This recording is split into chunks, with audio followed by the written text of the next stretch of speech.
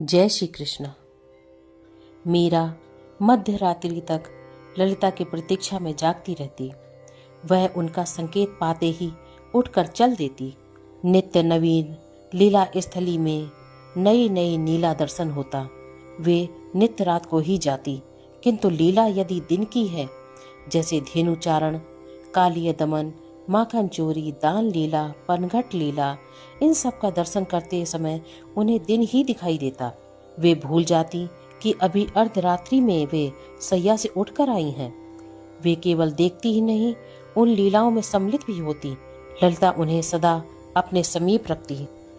लीलाओं में किशोरी जू का सरल शांत भोलापन देखकर वे न्यौछावर हो जाती। श्याम सुंदर की चतुराई, उनका औरों से छिपा कर नेत्रों द्वारा संकेत करना, ठिठोली प्रेम उनके रक्त की एक एक बूंद में उतर गया। उनका रोम रोम श्याममय हो गया।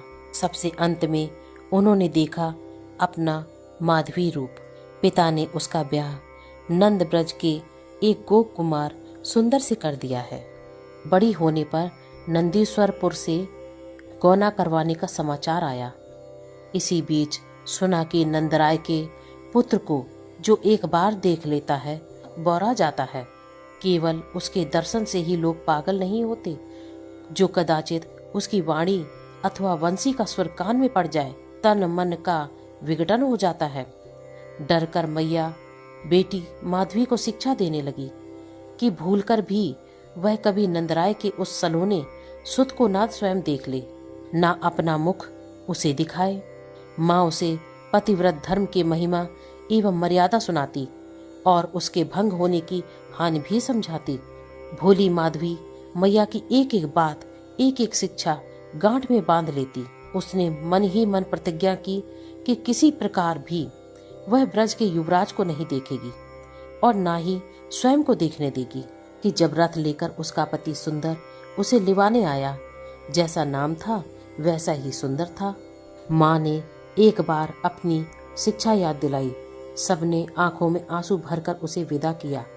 रास्ते में पति ने एक आध बार अपने सखा कन्हैया की चर्चा भी की, पर उसने कुछ उत्साह नहीं दिखाया। वह चुप हो गया। सुंदर रथ हाँक रहा था और वह रथ में बैठी थी।